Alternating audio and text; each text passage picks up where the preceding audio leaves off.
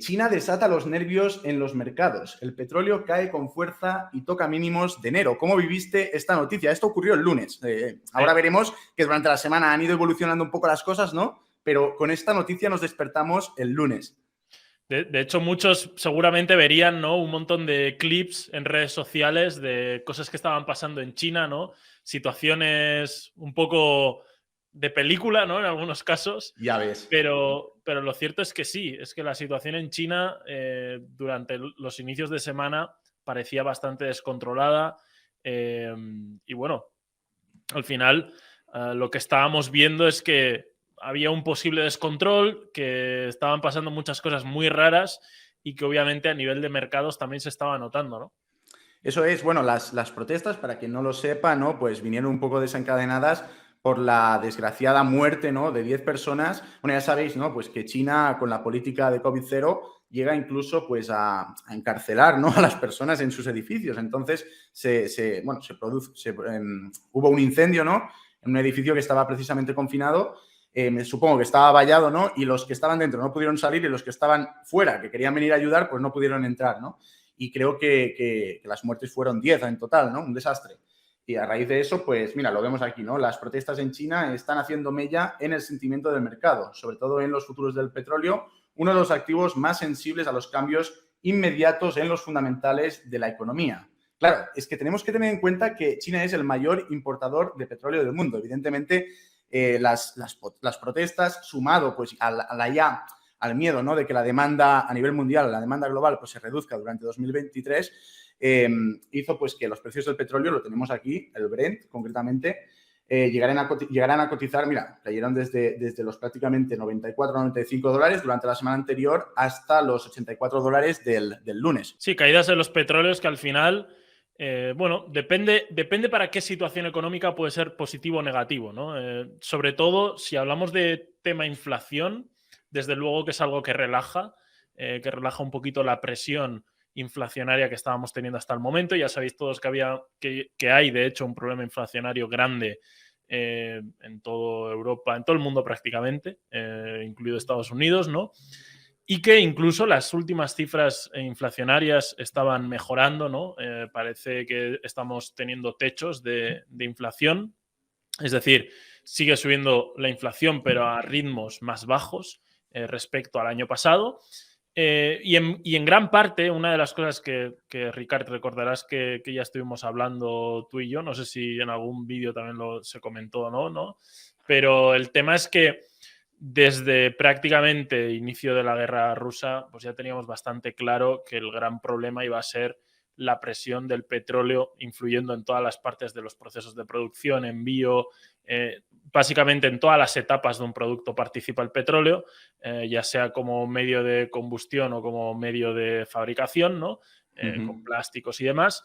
Pero en definitiva, hasta que no empezara a bajar el precio del petróleo, la presión inflacionaria iba a estar ahí presente y por lo tanto en ese sentido sí que es algo positivo, ¿no? Que al menos la parte de menor demanda por parte de China, en este caso, pues genera una influencia en la caída del petróleo. Luego hay que ver la otra parte, ¿no? Ya se está hablando de que la OPEC, en este caso, pues está Eso pensando es. incluso en reducir la producción de petróleo. Pero bueno, ya hablaremos de eso porque obviamente por ahí puede haber la contrapartida, ¿no?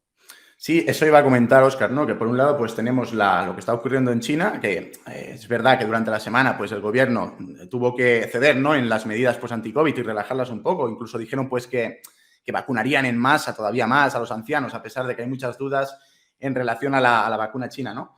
Pero la segunda cosa, pues es esto, ¿no? La demanda la desaceleración, perdón, de la demanda global y, como tú bien decías, la reunión de la OPEP. O sea, estamos grabando, normalmente vamos a grabar estos vídeos los viernes, pero se van a publicar el domingo. Esto significa que pueden haber noticias que salgan durante el viernes por la tarde o incluso el sábado y que no se reflejen en el vídeo que vosotros veréis los domingos, ¿no?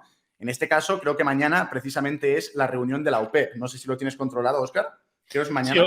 hoy de hecho también teníamos, que bueno, no es tan directamente relacionado con el petróleo, ¿no? Pero teníamos la parte también de cifras relacionadas con Eso es. el jobless, ¿no? En Estados Eso Unidos. es. Así que, bueno, veremos también por esa parte cómo qué tipo de Claro. datos salen y cómo reacciona el mercado. Claro, comentaba esto porque seguramente o con una alta probabilidad los pronósticos dicen que mañana la OPEP pues todavía va a reducir más la oferta de petróleo, ¿no? Entonces esto también tendrá un impacto significativo en los precios, porque aquí, por ejemplo, y con esto enlazamos con la siguiente noticia, se habla de un tope del precio al petróleo ruso que se sitúe cerca de los $65, pero es que lo que no se tiene en cuenta es que el precio, ¿no? En el del crudo de los Urales, ¿no? Que es el de referencia de Rusia, por decirlo así, ya cotiza a los $69. O sea, que tú, no es lo mismo, ¿no? Poner un tope de $65 en el precio cuando cotiza a $90 que ponerlo cuando está cotizando a $69. O sea, el impacto sobre Rusia es mucho menor. O sea, te queda muy bien de cara a la galería, ¿no? El hecho de decir, hostia, vamos a imponer un tope un tope a la compra, ¿no? de petróleo ruso. Pero claro, lo estás poniendo, se está hablando de $65 cuando está cotizando a 69.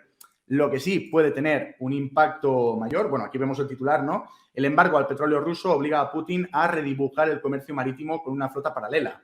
Y aquí quiero que nos centremos en esto, ¿vale?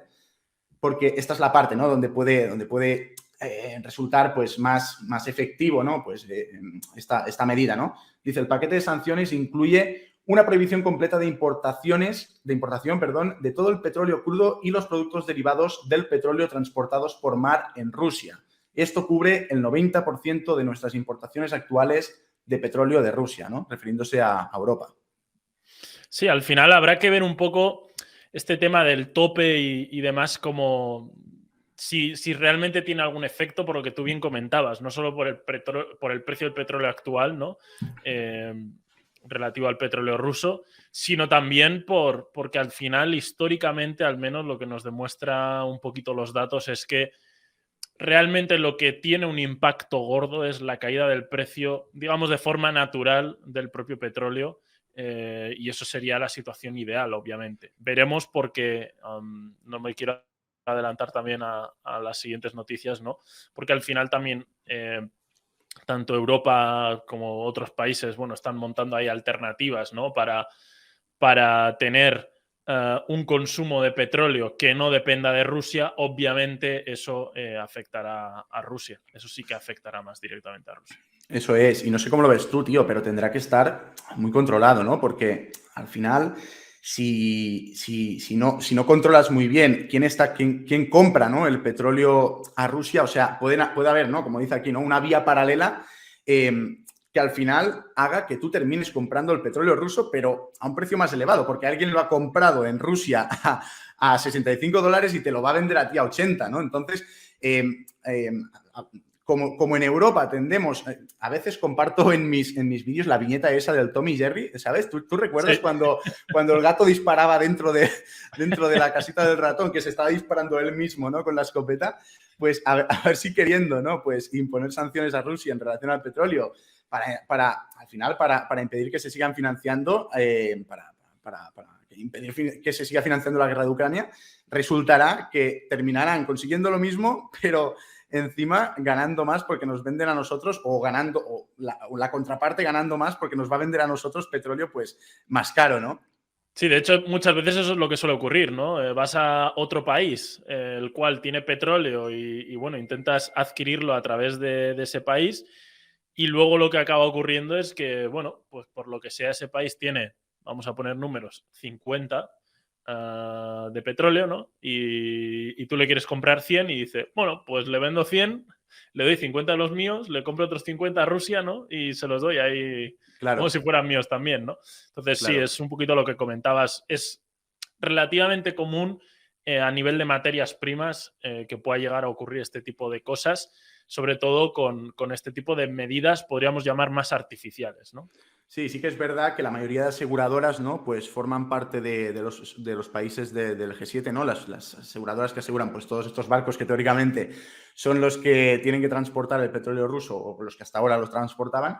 Pero si te fijas aquí, no sé si se ve bien, yo lo veo un poco pequeñito incluso, teóricamente se perderán alrededor de 1,5 millones de barriles de petróleo ruso en el primer trimestre de 2023, si finalmente se llegan a implementar pues estas medidas que pretenden desde Europa, ¿no?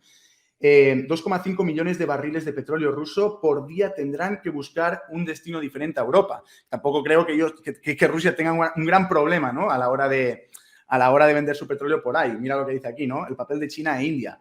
Los analistas esperan que las refinerías de China, India y Turquía, los principales destinos actuales del crudo ruso, absorban una mayor parte del petróleo afectado.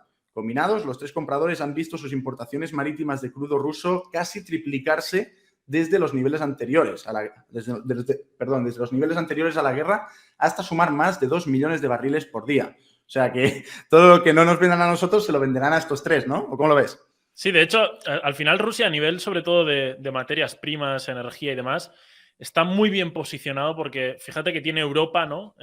Por la parte, si estamos dentro de lo que es Rusia, por la parte este, pero luego tiene esa parte, ¿no? Asiática, podríamos llamar, donde no solo está China, que es la gran productora mundial actual, ¿no? Sino que además tiene otros países que actualmente están creciendo como productores mundiales, como puede ser India, por ejemplo. Por lo tanto, normalmente lo que suele ocurrir con ese tipo de países que se dedican a producir, básicamente, ¿no? Es que suelen tener consumos energéticos muy altos, ¿no? Porque la parte productiva al final genera consumos altos y por lo tanto Rusia yo creo que también juega con esa tranquilidad de decir, o sea, no pasa nada porque sé que India está creciendo a nivel productivo, sé que cada vez produce más productos y toda aquella zona, básicamente toda la zona de por ahí es a donde muchas empresas estadounidenses que incluso están saliendo de China en parte, ¿no? Para no depender al 100% de la producción china, se están poniendo plantas o están basando parte de su producción en India o en otros países de los alrededores, ¿no? Donde también Rusia, pues a nivel al menos geográfico, tiene una ventaja y a nivel de precios generalmente también el petróleo ruso pues tiene otra ventaja competitiva, ¿no?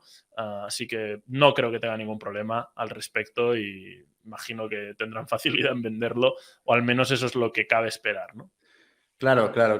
Y esto que comentábamos ahora, ¿no? En relación a la triquiñuela que puede hacer Rusia para saltarse las sanciones, es un poco esto. ¿Cómo? El truquito. El truquito, ¿no? Dice, la capacidad de Rusia para redirigir su petróleo intentando eludir las sanciones y el tope de precio dependerá en gran medida de la escala de los petroleros rusos y otros buques en la sombra que estén dispuestos a operar en ese contexto, ¿no?